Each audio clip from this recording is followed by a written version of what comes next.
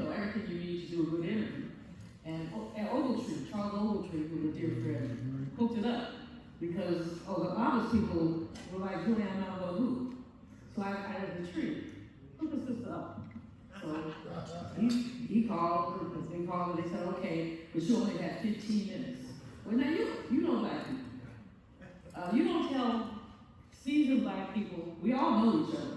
If you have some piece of a PhD, even one of the ones you got in Cracker Jack house. Come on.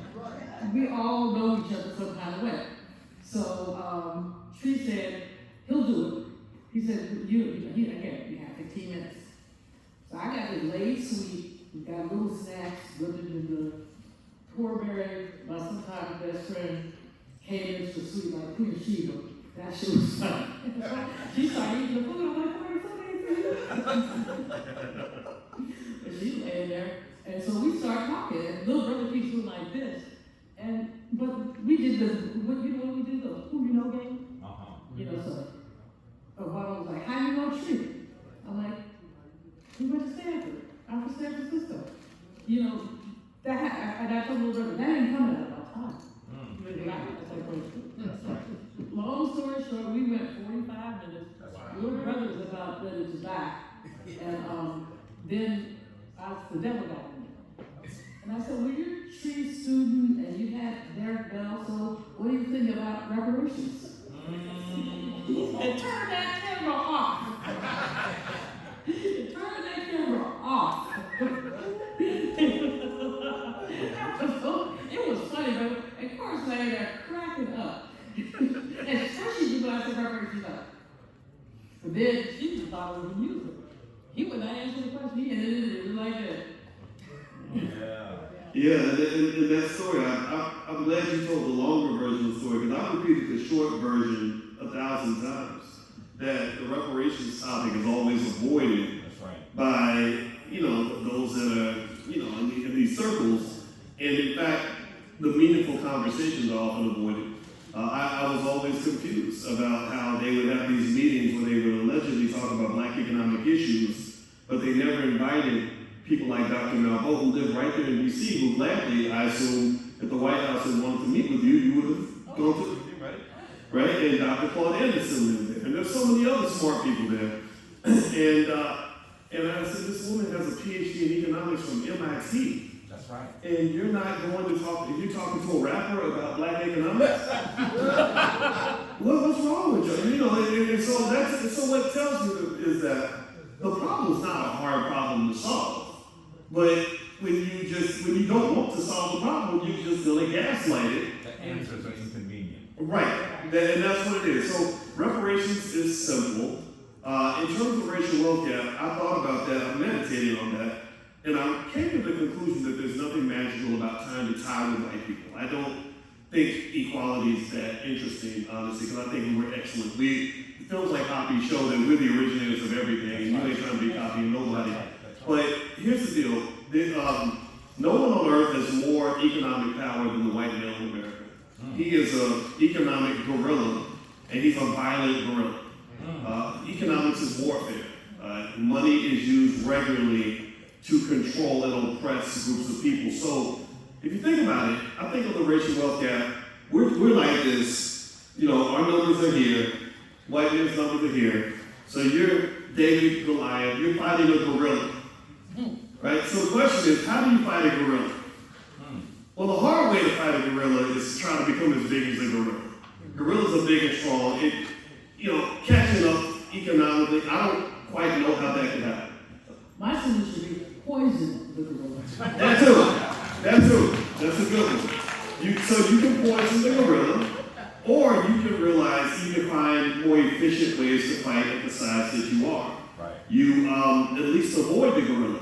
If I fight the gorilla, I'm not going to fight the gorilla like he's fighting me. His goal is to grab me, lift me up, throw me across the room, but maybe if I'm quick enough, I can avoid the control of the gorilla. So here's the point.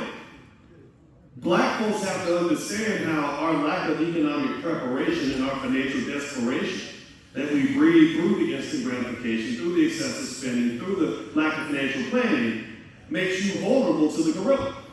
So you spend your whole day talking about how mad you are at the white man and how racism is unacceptable and you're not going to tolerate this treatment, but then you got to turn right around and beg the gorilla for a job. Yeah. And then you wonder why he's got his foot on your name. Yeah. So the goal of wealth, in my opinion, is not to have more wealth than white folks do.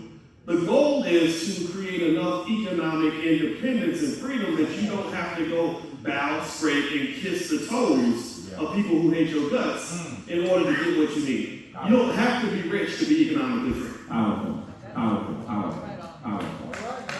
Dr. Fraser?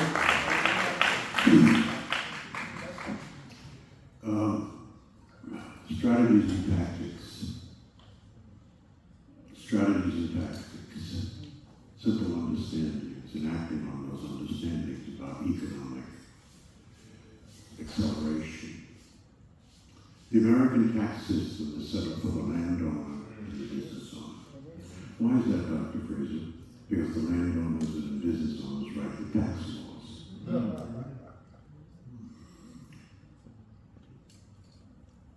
I'm a landowner and a business owner.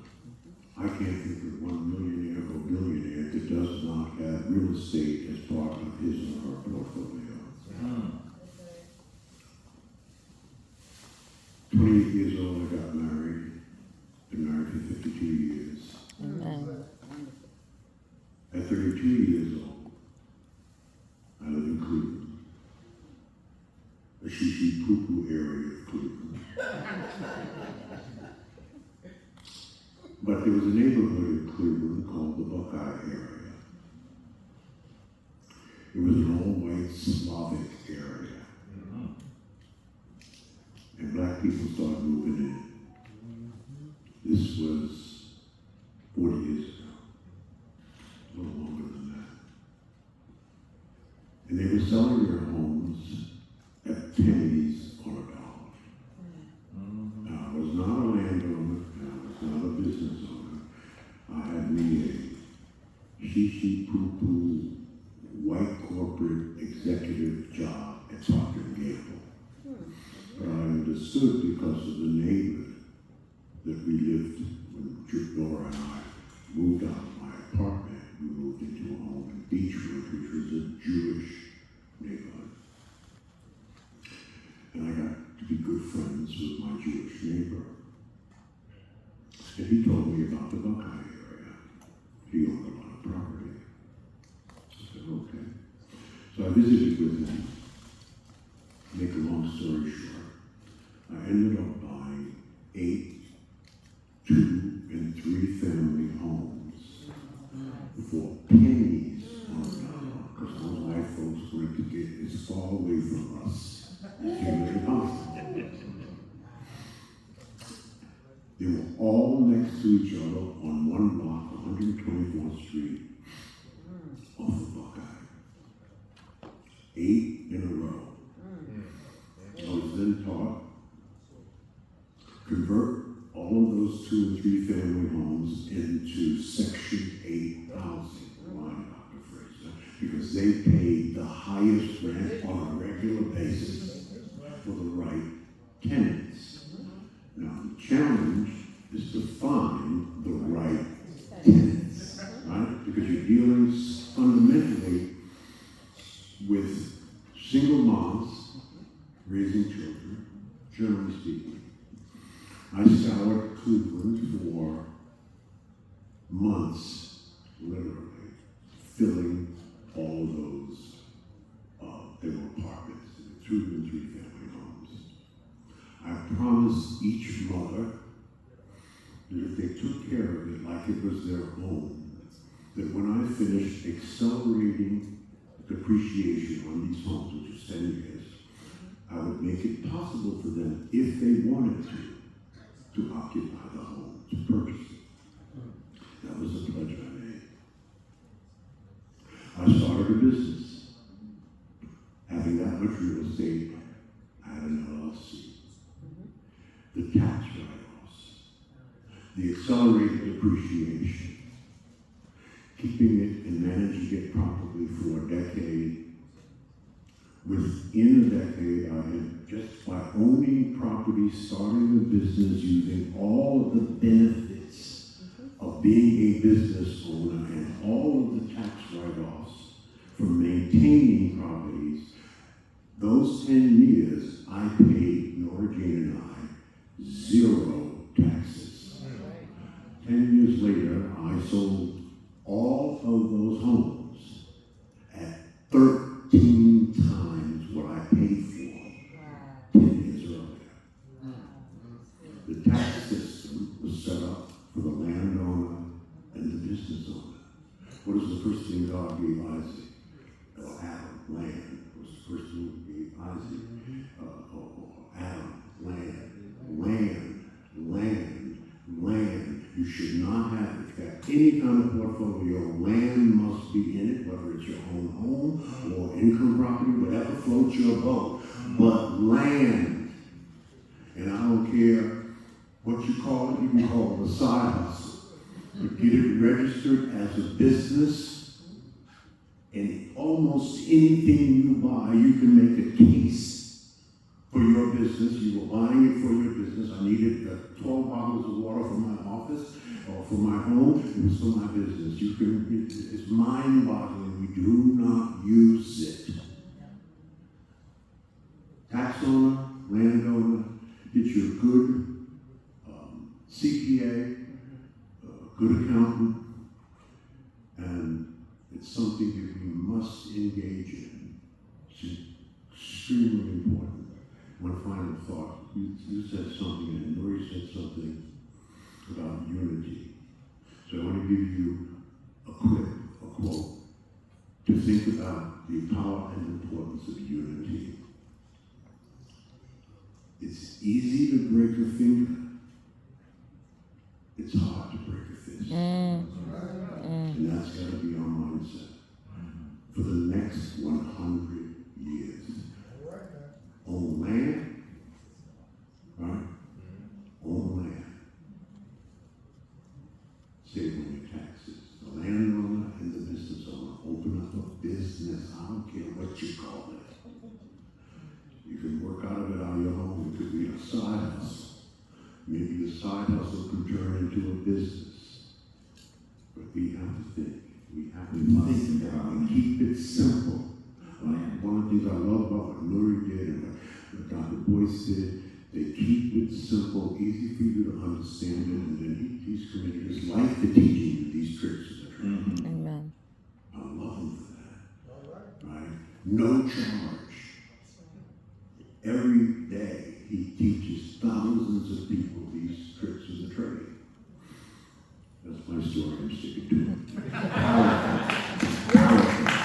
I know, I think, Sister Crystal wants to say something. I'm coming to you next. I'm gonna hand this to her. Okay.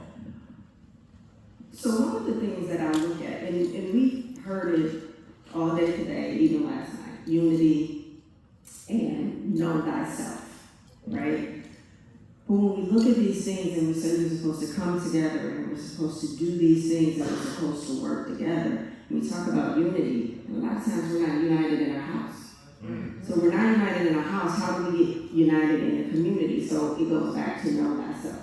So my work centers around financial healing, financial education, but bringing in the healing aspect of it, the ancestral aspect of it, the African cosmology aspect of it, and it resonates with people. And so I started paying attention as to why we operate the way that we do. Because a lot of times we don't know, right? Why we operate financially the way that we do. And I was able to look at 5 layers of origin, right? So the individual layer, what has happened to us individually in our life, right? So in my household, in my community, what I saw, what I didn't see modeled. The collective layer, what happened to us as a people, right? Dr. Ray Nobles and Dr. Naima Akbar talk about the shared frequency, right? And the collective unconsciousness that then helps operate and run our money story. The inherited layer, what did we inherit generationally? And I'm not talking about assets. Also the installed layer, what the institutions installed in us, what did slavery install into us as to why we operate that. And then the extracted layer, what was taken from us, repackaged as somebody else's brilliance and sold back to us. And we buy it every single day. Everybody here knows somebody in their family or their community that ran the numbers. Well, then they made it illegal and turned it into the lottery, and we're putting money into it every single day. So from that comes all of these financial wounds, that survival wound, the silence wound. Most people aren't even talking about their individual finances, even when they need help, because they never saw it modeled in their house. That worthy wound that you have, right? You go to a therapist to talk about, oh, I keep getting these bad relationships, somebody's not treating you right. That showed up in your money story too, right? So you don't ask for the raise. You don't negotiate a higher salary when you go get a job, right? But you also don't save money because you don't think that you're worthy enough to have a future that you need to save for. That performer wound, we see it every single day, and I've heard it these last 2 days. You need to be rich, not look rich. So we spend our money on these things so we're performing for everybody else. That frozen wound, I can't go get the help that I need. So we talk about what we're supposed to do. But guess what? If I can't even look at my money, if I'm living in survival mode, and survival mode says all I can do is look at today, then I can't even think about how do I invest this money because I'm thinking about how do I feed my family for today. So we have to start looking at and what are those wounds that are running our money stories, and once we start to understand that, well, now we can become financially liberated individuals, create financially liberated households. And if I got 2 adult children that both have their own households and I still know how to do the same thing, now I got a financially liberated tribe. And then we have financially liberated communities that can come together and do these things. And until we go back to know thyself and understand again why we operate the way that we do and start to heal that, we're going to continue to stand here and love God is going to continue to get the bigger. behavior will continue. Exactly. That's right. I wanted to ask you, I don't know if you want to talk about this one. It was another question I had for you, Dr. Malvo. But you want to weigh in on this one? No. Listen, we're talking about the racial wealth gap, right? Yes. And for those of us that are familiar with it, sometimes we look around and we say, why does everyone else look different than we do? So I'm going to ask you about economic envy. Where does that come in? It is as old as our competence. We are competent people. So you got some crazy melanin deficient people who have created a narrative that we're deficient, that something's wrong with black people, and created this narrative. That's right. Some of us have bought into it, willingly or unwillingly, but the fact is so if you have created this narrative about these inferior black people, but he's a planter, and his farm is right next to yours, and he's got double the yield that you do, how do you justify that? You're supposed to be superior. So how did this inferior former slave do something to make his productivity twice yours? You have to figure that out. And you can't figure it out because the answer is unfathomable to you. The answer is that you are inferior. Yes. And that black man have more sense to you. That, and you can't, your brain will not basically, what do you mean? Yeah. So therefore you then have to create ways to justify your hatred, your, and economic envy is a big part of it. I write a lot about it. Those of you who know me well, just tell me to shut up. I've been working on this book for like 3 years. But stuff keeps getting in the way, not stuff. But I start reading something else, and then I'm like, well, this has to work in there too. Because it literally is the tenet of this country that we are inferior. And so then you have to figure out how to justify the superiority of these people you think are inferior. And then you have to also justify the fact that they're out-earning you. And so then you decide, well, if I can't figure that out, I'll just kill it. Yeah. And literally, their stuff. And their stuff. Yeah. That's the whole thing in lynching, is economic envy. And the first Ida B. Wells story, Tommy Moss and 2 of his boys. Who's heard the Ida B. Wells story? Well, you can hear it again. It's worth hearing. So this brother Tommy Moss was a deacon. He was a postal worker, and he owned a store for 2 of his friends. He was the elder of the 3. I think he was like 37. They were like in their late 20s. Anyway, neither here nor there. They did not. There's an area in Memphis called. Anybody here from Memphis? It's called the Curve, and it's where there's this curve, the streetcar goes out of the curves. It's outside the incorporated city, or it used to be back then. And a lot of people, black people, struggling white people, settled there because it was outside the incorporated area. So it was somewhat self-governed. It was somewhat. Okay, that's how I was There was a white man who owned a store in the Curve. The people did not observe good manners toward the black people. White men would steal sisters up under their clothes. That's right. Other kind of things would happen. Oh, okay, talk to the mic. Sorry about that. They would say smart things to them. They would say they didn't have change, so they had to pay more. The white kids would come in and snatch a candy, and that would be cool. The black would come in and snatch a candy, and it wouldn't be cool, etc. So Tommy Mom said, we didn't have to put up with this. We can start our own store. It was called the People's Grocery. Yep. And it was owned by 3 black men, with Tommy being the big guy. And the white boy just couldn't take it. He could watch his profits walking out of his store.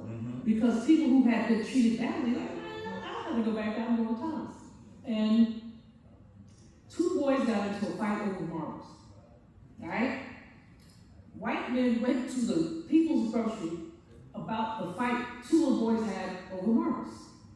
The brothers were like, man. They said, we'll be back. The brothers were like, okay. Yeah. So when they came back, the brothers had their guns too. People have escalated guns over marbles. So the white men shot into the store. The brothers shot too. They didn't kill him. I mean, come on. Oh, I shouldn't say stuff like that. But anyway, long story short, the brothers were arrested because they had guns, and then they were lynched. Tommy Moss said, "Tell my people to go west. There's no justice here." But the other piece of what happened is the white boy got their store for 8 cents on the dollar. 8 cents on the dollar.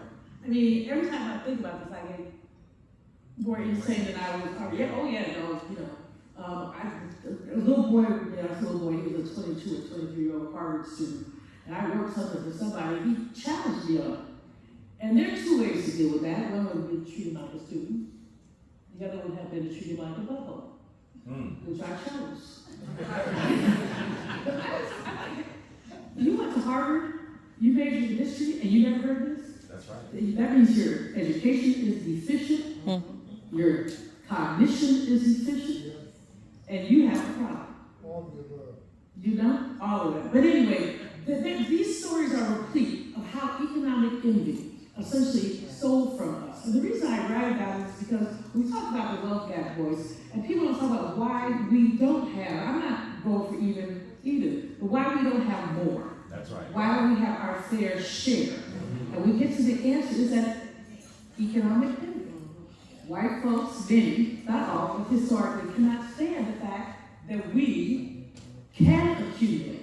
And so if we can accumulate naturally on our own, without them, we have to figure out, they have to figure out a way for us not to accumulate. So the story, the People's Grocery Store story happened in 17, 18. I'm old, y'all. And I played it easily. And it means I forget shit. And that's okay. As long as I don't forget your name, none of my nephews. And sometimes I just call my grandma used to call us Julia, Maria, that's all she's saying. You know which one you are. She go down the road and say, you know which one you are. But anyway, Wilmington, North Carolina is another story that we have to remember. Because that stuff is still going on today. But in Wilmington, North Carolina, basically, people lived a very relatively equal life. Black and white men worked together on the shipyards, made the same amount of money. Right. Their wives hung out together, as much as white and black women hang out. That's another story. But in any case, it was similar.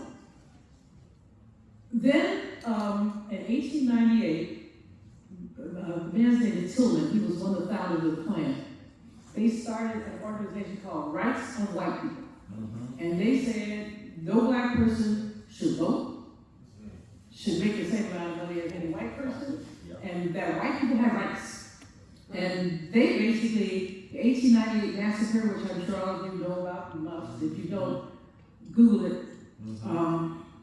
But please know about it, it's so important. It's the only coup we had in the United States, where they had something called a fusion party, where black people and white people were both progressive and relatively poor. Not all of them, though, a lot of black folks have money. But they basically said, we're not gonna put up with this racism, we're gonna have a fusion party. Well, what the white folks did, there was a brother named Alexander Manley, who had a great sense of humor and very snarky, in a nice way. There was all this shit, though it's too much. There was all this, it's late, so you have to forgive me. This woman named Rebecca Felton she's the first woman senator when her husband died. She had her platform, and this is what they fear of black men. So what they did was said black men were raping white men. All over the place. Were raping white men. Rebecca Felton wrote an article, and she said, if I had to kill, I'm getting it wrong, like 1,000 black brutes to save the purity of one white woman, I would do it every day, every week, every year. Okay? Alexander Manley wrote back a piece that was sarcastically biting. He said if that virtue was that easy, whatever. Maybe this is consensual. It's not clear to me that this is the word. But he said, what he said is that a bonny white lass and a swarthy black guy decided they're interested in each other, go for it. So that basically, he was the editor of the newspaper in 1898, and they said they wanted to get rid of him. They burned his press. He had to leave Wilmington, North Carolina, go to Philly, leave being a publisher and become a house painter. People did what they had to do. They gathered all the black men who were influential, or many of them, at the train station, and put them all on the train, and took their property. Literally walked house at gunpoint. So that's economic envy. Let's say you ends are not going to have anything if we have anything to do with it. And then we can go through history and look at many of these instances and basically how wrong they were. But this morning I was thinking about this in another context. And remember when Bob Johnson tried to buy USA? What happened? Remember, a member of Congress got on the floor of Congress and said, and what are they going to do, serve fried chicken?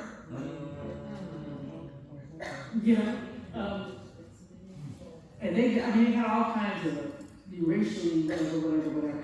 But the economic envy is that white people cannot stand black economic success.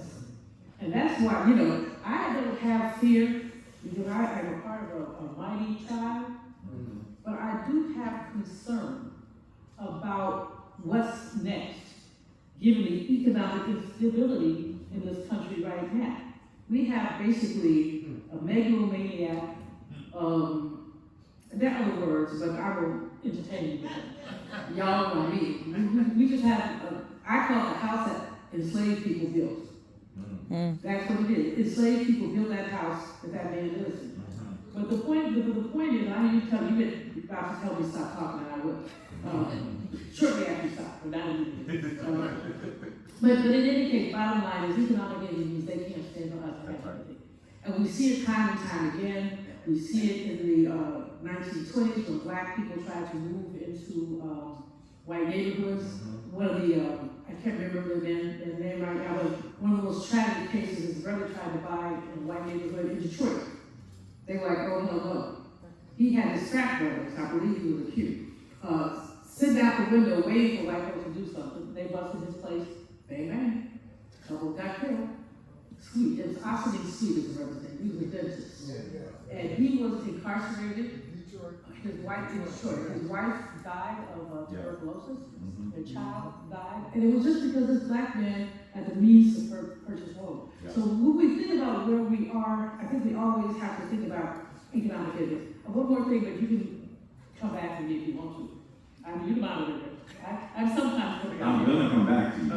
I wanted to. You want to address that too? And for folks, for those of you who don't know about Wilmington, North Carolina, there's an excellent book written on it. You need to get it. Which one? You should also know that, the current president held his first rally there. Not everyone is unaware of it. There was a dog whistle. Herb held his first rally for leading towards his second term at the Wilmington International Airport. Not a large place, you should know. No, This was a dog whistle. It was a signal. Right. It's literally Yeah, what he is. yeah, And it's the equivalent of Ronald Reagan in Philadelphia, Mississippi. that's right, that's right. I'm on your side, y'all. Wow, Yeah. wow, wow. Dr. Boyce, did you want to? Yeah, on the area of economic envy, I'm gonna say this pretty quickly, and everything I'm gonna say starts with the letter F. And you can even add the word FU to begin it.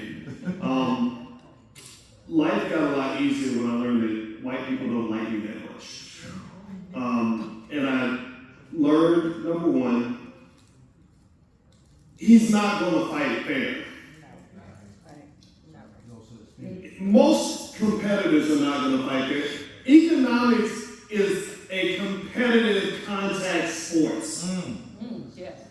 As much as we want to believe they can get to a place where the whole world is kumbaya and their way through things, I just don't see that. I go to countries around the world, I read the history, and there's a battle here, thousands of people killed there, had to fight over here. It's fight. Maybe that's another F. So I don't think they're going to fight fair ever. No. I think looking for fairness, I don't see it happen very much in a capitalist society called America. The other F is you ain't got no friends. Black people, stop talking to me about allies. I sat there and I watched Democrat, Republican, Obama, Democrat, Republican. You show me one time where any of these administrations has done anything meaningful to develop infrastructure in the black community when it comes to economics. One. I sat there and looked at that big old monument, that big beautiful Obama building. I said, that thing ain't doing a damn thing for nobody except making us feel inspired. Nothing. Show me factories, show me thousands of businesses, show me school systems run by black people, because we got the people that can do it. We have all the educators and the teachers and we got the people that can do it. But no, it's paternalism.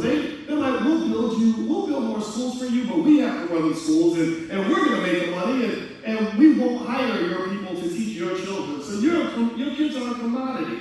They're like heads of cattle. They want your kids in their school system so they can make money from them. It's that simple.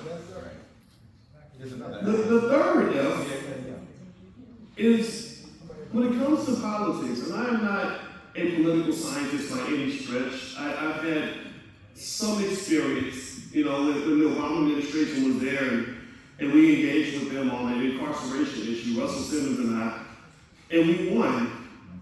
We got them to change the incarceration policy, but I walked away so disillusioned because I remember thinking about how freaking hard it was to get them to simply do what they promised they were going to do in the first place.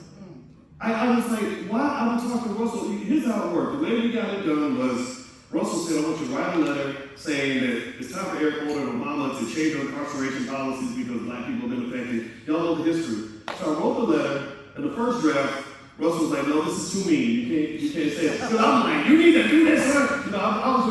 So he said, no, I write it soft. I said, okay, for the sake of the people that we care about, I'm going to go ahead and calm down and write something where I tell a bunch of lies about how wonderful things are going. I was like, boy, you got to learn to play the game.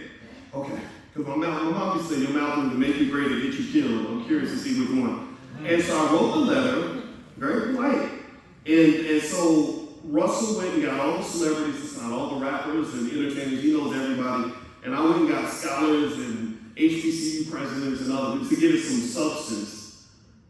And when I tell you I was stunned by how much pushback we got from that administration, I was floored. And they didn't really put the pressure on me, because I'm a nobody. I'm not famous, mainstream, and all that. They put it on Russell. Because the hustle was, And Russell broke it all down for me. He said, well, what they do is they get the celebrities all to be quiet by saying you all get to go take a picture with the president as long as you don't ask for nothing. But because Russell and I had both been affected by mass incarceration, we were both committed to it. And I was very impressed. I said, wow, you're really sticking to your guns. Okay. You know, the pressure they were putting, and the conclusion I walked away with was their expectation of black people is that black people are too polite to play the political game. We can't stand up to you because we're so busy kissing your ass the whole time. And so that's the third F. We make decisions out of fear. Vote, you gotta vote blue because you know the Republicans is gonna come and kill everybody, and if you don't do what you're told, boy, you're gonna. Stop being such a damn punk. You can't negotiate if you negotiate like a coward. So what caused me to lose a lot of friends is I said, okay, we're gonna negotiate with a political party. I don't care who you vote for, but here are some proven theories on how you properly negotiate. One of them is you must have what is called a credible threat, which means if I sit down with you and we're making a deal, I will get up and walk away from this table. If you don't deliver, you ain't gonna play me like that.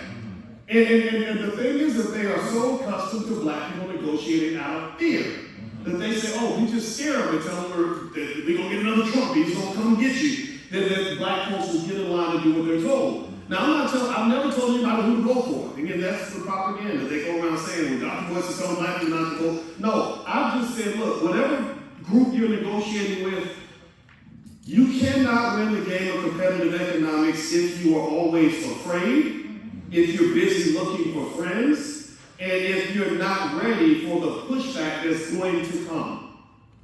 They will. When you build a Black Wall Street successfully, you'll know that you did it right because they're going to come and try to burn it down. Put that in the business plan. Just prepare. Just know they're going to sue you, they're going to fight you, they're going to show up a weapon, they're going to do all kinds of stuff. And this is something I think you have to know in economics. And one thing I'll say on this is I remember I talked to this white guy. I didn't even know him. He was a billionaire. He was one of those white billionaire libertarian guys. And he said, yeah, I was checking out your stuff on the internet, dude, and I kind of liked it. And I said, really? I said, thank you. What do you think? He said, well, you're really doing something that's really unique. You're actually telling black people how to fight. And he said, one thing you should know about fighting is that when you pull out your gun and you're really a threat, oh, they're going to pull their gun out and aim it right back at you.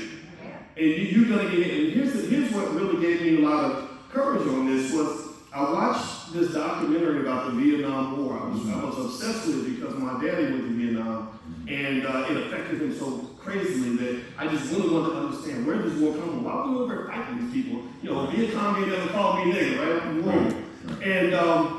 And one thing I remember that was in the story that I thought was really interesting in terms of understanding economic warfare was they were confused. They tried to bomb the hell out of northern Vietnam. In fact, they dropped more bombs on northern Vietnam than all the countries dropped on all the other countries in all of World War II combined. That's how much they bombed it. But one thing that puzzled them was every time they would blow something up, it would reappear. They would blow up a bridge. 2 weeks later, they rebuilt the bridge. And they were like, how did you do that? So 30 years later, they asked somebody from Viet Cong, they said, how did you resist all this bombing? And every time they blew something up, it would just come right back. And she goes, in Vietnam, we have saying, if you blow it up, we will rebuild. If you blow it up again, we will rebuild again. It was that simple. Right. Resilience. You have to have resilience. When you go on the stand, you're not going to have no fear. In fact, the greatest measure of black success in my mind is how few white friends you actually have. Because if they like you too much, I'm suspicious. I'm like, why did they give me $10 million, Jay-Z? Oh, I know why, right? So this, I think that is something we must embed in our culture, and it's not like I'm the first person to say this. Did you notice that we got a panel of people that are not afraid to speak their mind? Right? Did you notice that? That's what makes it super fun. I have to come to Dr. Frazier because some of these metrics are not metrics that Dr. Frazier, he's calculated them all. But you've also quantified something that no one else is quantifying in this discussion. Have you not? I mean, you talk even about the wisdom, the collective wisdom, and how we might even look at it that way. Could you speak more about that? Yeah, I want to speak about that, and then I want to tell you how to make some money. Well, yes. It's a number I use often when I speak. I just shout out the number $23.7 trillion as an asset that black people have that we are totally under-recognizing, underutilizing. And what is that? It is the 3.9 million black male and female elders between 60 and 90 years old. They are alive. AI calculated the total number of hours of the 3.9 million black elders. 2.7 trillion hours of experience, lessons. There's enormous value in that. It's dangerous to ignore this body of knowledge that is invaluable. There is no culture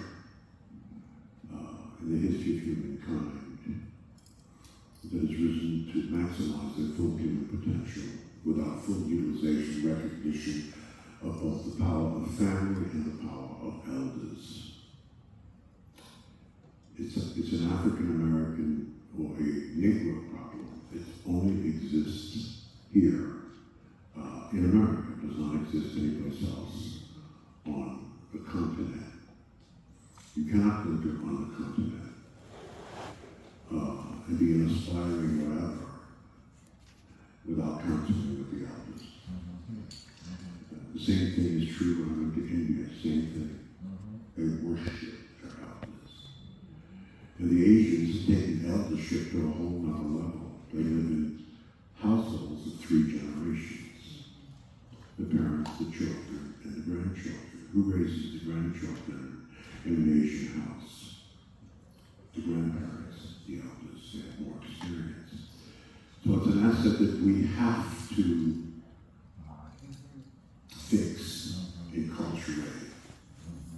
What is the long-term goal? So I'm creating a movement around it called Wise Counsel, Bridging Generations. And the long-term goal, really no different than the long-term goal I had when I wrote Success Runs Our Race 40 years ago, the complete guide to effective networking in the black community. That within 2 generations, this is what I was thinking 40 years ago, there would be no conference or special event given in our culture where networking was not an important component of the conference. Well, that has been accomplished. The goal for Wise Counsel, and this is sort of a simulation of the Wise Counsel, is that there will be no conference or special event given in our culture within the next 2 generations where it does not close with a panel of Wise Counsel. What does that panel look like? It's 6 seats on a stage. 3 of the seats are occupied by elders, 2 men and a woman, between 60 and 90. The other 3 seats represents the best we can find, the best representative we can find of each of the succeeding 3 generations. So if we were to do that today, there would be a seat for Generation X, Generation Y, and Generation Z. And then there will be a conversation, Q&A, Wise Counsel. This is very, very important idea, important movement, but it will take 2 generations to get it to it on automatic, like networking is on automatic in our culture. Dr. Fraser, I'm getting the hook over there. Oh, are you? And yeah, I think we have about 5 minutes, but you said that you were going to tell people how to make some money. If I close before that, I might not make it back from the Yeah, I knew you were going to ask me that. I wasn't following instruction. I was just tell you how to make some money. Yes. Okay.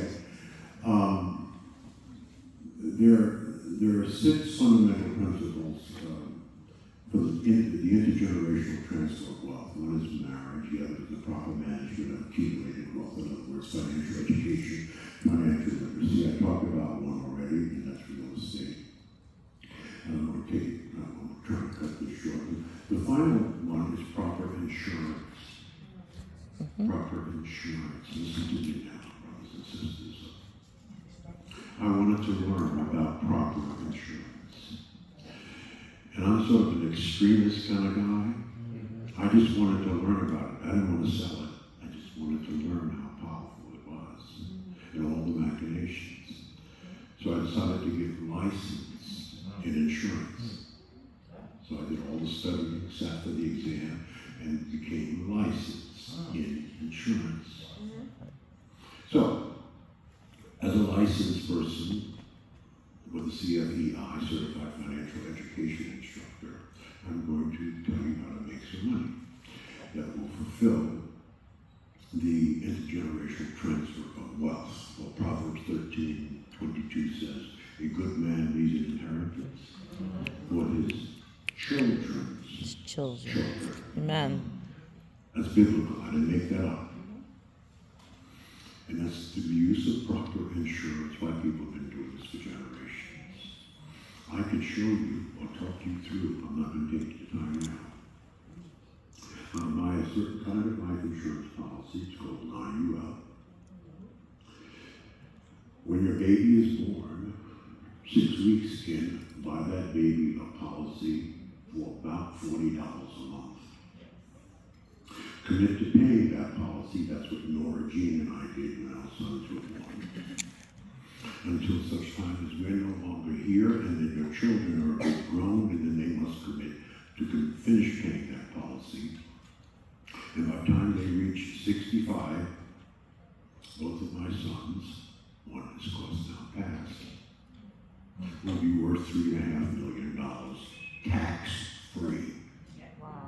Tax-free. They got a pot, $3.5 million, tax-free. Proper insurance is absolutely critical. You said this was IUL? Now, IUL was the term you it's used. an IUL. Yeah, it's a whole little formula. Why folks been doing this stuff. They have not only that, but you can use this insurance policy to finance your child's education. Right. You can borrow if you become your own damn bank. Do you understand that? Halfway into this process, you got $1 million in cash invested in that policy, which you can borrow against at pennies on a dollar. It's really a way to build your own bank for $40 a month. Powerful, powerful, powerful. Now, folks, we're really out of time, but and this is going to be horrible because I was coming to my sister Dunn next, but I just wanted her to say a moment, if Taki doesn't slap me in the back of the head, about how she helps people get past the trauma of what economics and financial strategies that have harmed our community, harmed our families have done. What are some of the things that you practically do? So the first is awareness. We can't heal what we're not aware of, right? So something is wrong with you, your leg is broke or hurt, you go to the doctor and figure out you don't want to treat your knee pain like you would treat cancer. So the first thing is awareness. I created something called a financial revelation assessment that will tell you your top 3 financial wounds, what's running your money story. When you start to heal that and now you are aware, the other wounds that are showing up, just because you're healing those 3 are going to start to dissipate and you'll start to be able to do the thing. Awareness is key, right? And seeing what was modeled in our households and what's inherited. One thing that I find out is when people take that assessment and they have their top 3 financial wounds, if they have their children or their parents take that same assessment, at least 2 or 3 that share the same wounds. Because it's coming down, it's intergenerational, it's in our DNA. I always say women are going to lead this financial liberation movement. And the reason why is because we have the power of our womb, right? It's the first guidance center, it's the first currency. It tells what is coming and what cannot make it through that portal, right? And so if I don't heal the trauma, then I'm going to automatically pass it down to the next generation, right? And where the name is passed down through the man's last name, the bloodline comes through the womb. And so if we're not healing the bloodline, so my question always is, are you going to be the one that interrupts the patterns? We talk about generational wealth. We talk about passing that down. How can we pass it down if we're passing down the trauma that's keeping the very things that we need to do, the intentionality? Every dollar should have a job, right? It's that unintentionality that says, I can't do a thing. That's right. And I don't know if it was Dr. White, if it was you earlier that talked about that immediate gratification. We teach our children to buy the Nikes, we buy them the Nikes, we buy all of that. I don't think it's either or, I think it's both and. If you're buying those Nike gym shoes, you gotta buy them the Nike stock as well. But if we don't know how much money we have, and we don't intentionally, are intentionally doing things and assigning every one of those dollars a job, we don't know how much money we can buy in stocks. We don't know how much money we can use in insurance to make that payment every single month. We gotta come back to that intentionality, and awareness is the first step in doing that. Listen, I don't know how many of you thought, man, I should have my cousin, my brother, my sister. That's exactly. Listen, can we go ahead and give a rousing round of applause for this family? We have Sister Crystal Dunn, Dr. Julian Malveaux, Dr. Boyce Watkins, and Dr. George Fraser. Dr. Fraser is trying to get in for a moment. Hold one second. I have of all the books, I have about 3 of my books left. If you're interested, we'll be outside. And the books are free, as everybody knows. My signature is $30. It's only $3. Let's continue that round of applause, please, family. I know you heard some stuff you've been